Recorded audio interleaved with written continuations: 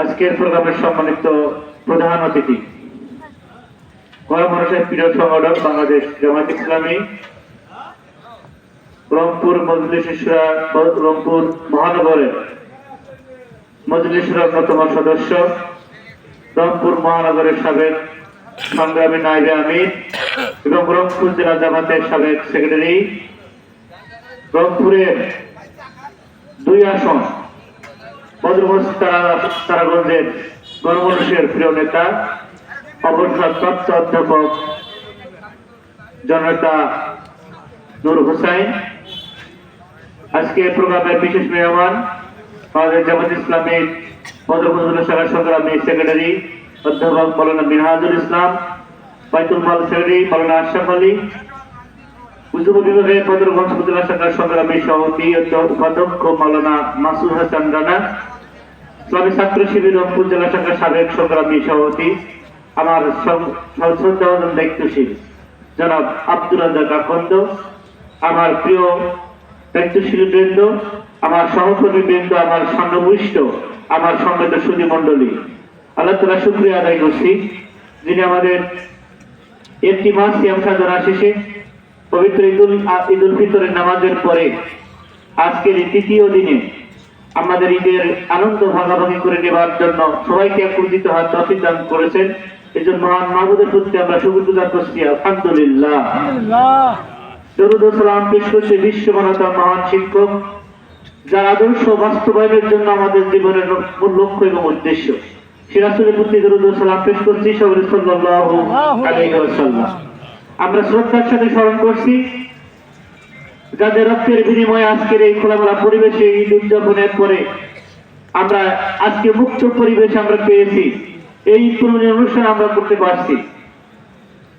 জুলাইয়ের গণঅভ্যুত্থানে যারা শাহাদাত বরণ করেছেন, রক্ত দিয়েছেন, আল্লাহ তাআলার কাছে দোয়া করি রব্বুল আলামিন যেন সমস্ত শহীদকে শাহাদাতের উচ্চ মাকাম দান করে, আল্লাহুম্মা আমিন।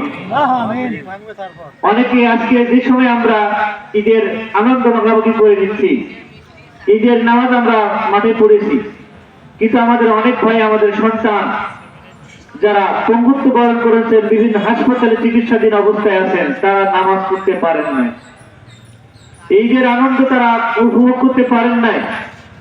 অনেক মা তার সন্তানকে হারিয়েছেন, তাদের চোখে ঈদের আনন্দ নেই, তাদের চোখে শুধুমাত্র পানি।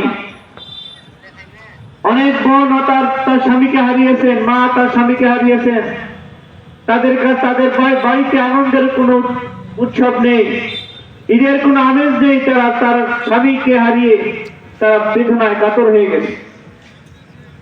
আমাদের শহীদ আমিরে জামাত মাওলানা মতিউর রহমান নিজামী, আলী হাসান মোহাম্মদ মুজাহিদ সহ শহীদ কামালউদ্দিন আব্দুল কাদের মোল্লা, শহীদ মীর কাসেম আলী সহ অনেক অসংখ্য নেতা যারা জুলুমের শিকার হয়ে এই শেখ হাসিনা, এই ফ্যাসিস্ট তাদের জুডিশিয়াল কিলিংসের মাধ্যমে দুনিয়া থেকে বিদায় করে দিয়েছে, আমরা তাদের জন্য দোয়া করি, আল্লাহ তাআলার জন্য প্রত্যেককে শাহাদাতের উচ্চ মাকাম দান করেন, আল্লাহুম্মা আমিন।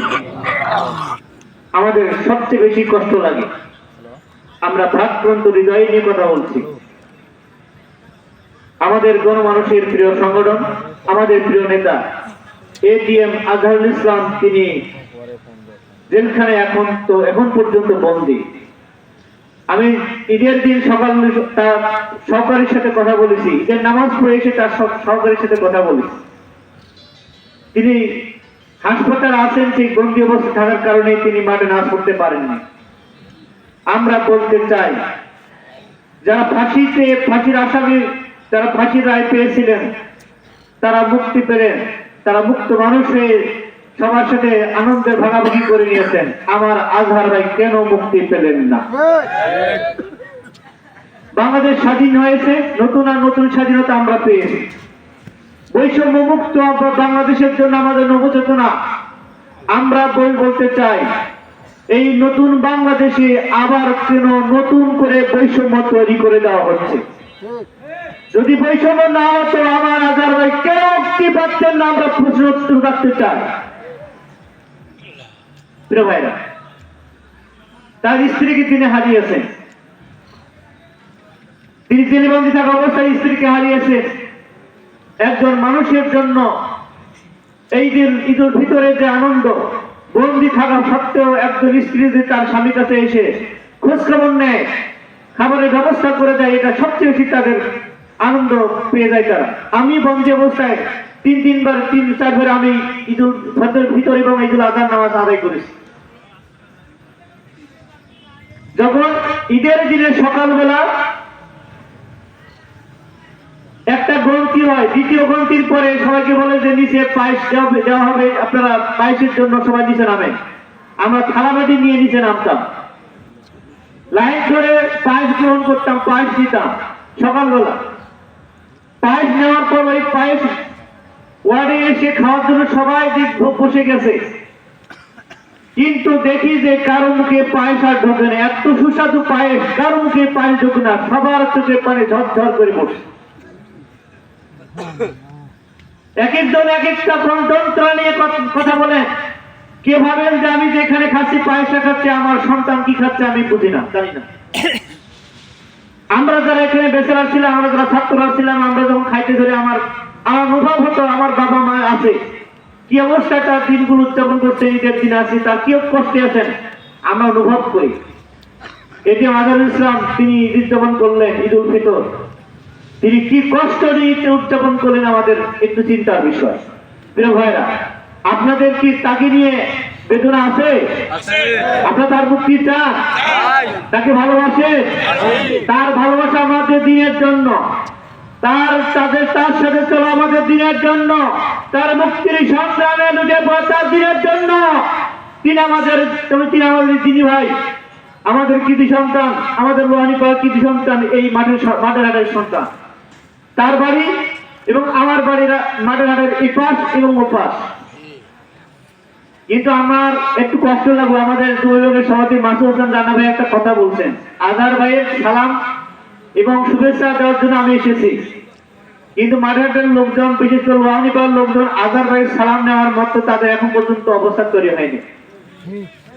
আজকে উপস্থিতি জানিয়ে দিচ্ছে আজহার ভাই যে স্বপ্ন নিয়ে বের হবেন মাঠের হাটে লোহানীপাড়া, মনে হচ্ছে যে সবাই কেন জানি ঝিমিয়ে পড়ছে, কিন্তু বাংলাদেশে সব জায়গায় উজ্জীবিত অবস্থা।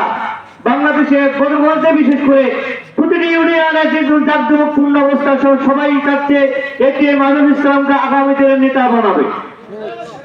আর আমরা লোহানীপাড়াবাসী ভাবতেছি এখনো ঘুমিয়ে পড়ি। আপনি যদি ঘুমিয়ে পড়েন, আপনার জায়গাটা অন্য কেউ দখল করে নেবে।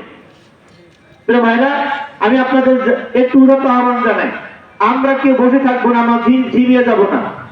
আগামীর বাংলাদেশ, একটি বিষয় মনে রাখেন, বাংলাদেশে একটি সফল ইসলামী বিপ্লব আমরা করতে চাই।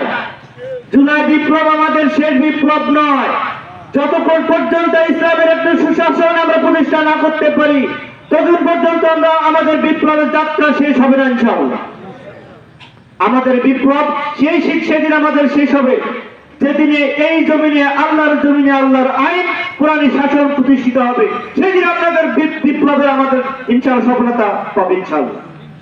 প্রিয় ভাইরা, এই মাঠে মাঠে আমরা একজন আমাদের রাহবারকে স্মরণ করছি, বাংলাদেশ জামাত ইসলামীর সাবেক আমির, পরবর্তীতে নায়েবে আমির, আমাদের এই মাঠে হাটের কৃতি সন্তান জনতা এটিএম মাহবুব আলম রাহিমাহুল্লাহ, তিনি শুয়ে আছেন এই মাঠে হাটের এই জমিনে।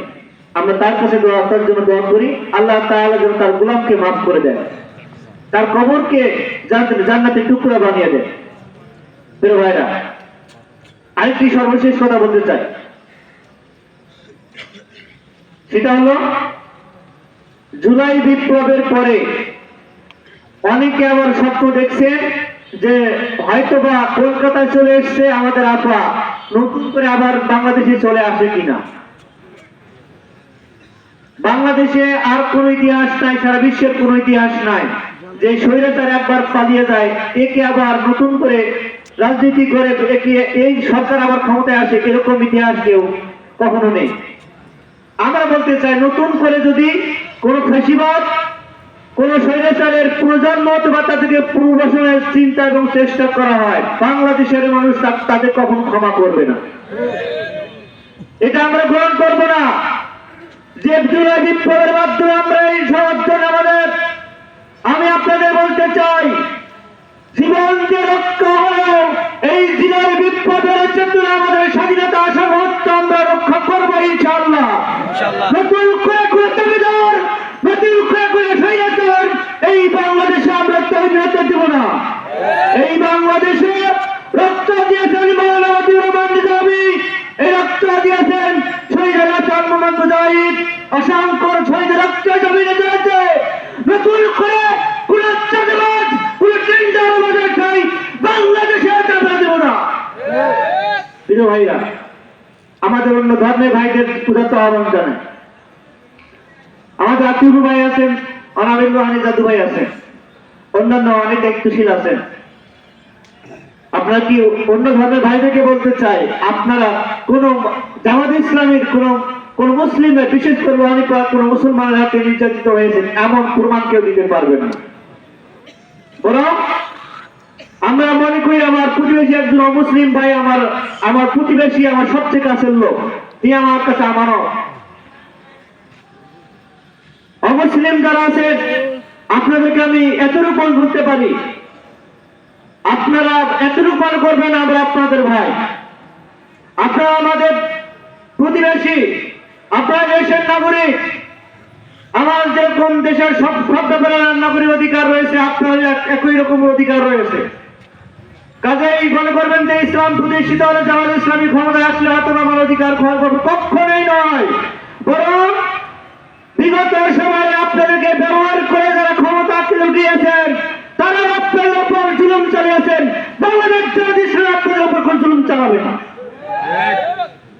ভাইরা, সর্বোপরি আপনাদের আগামীর বিপ্লব সাধনে আমি বলছি সেটাই, সেই বিপ্লবের কথা।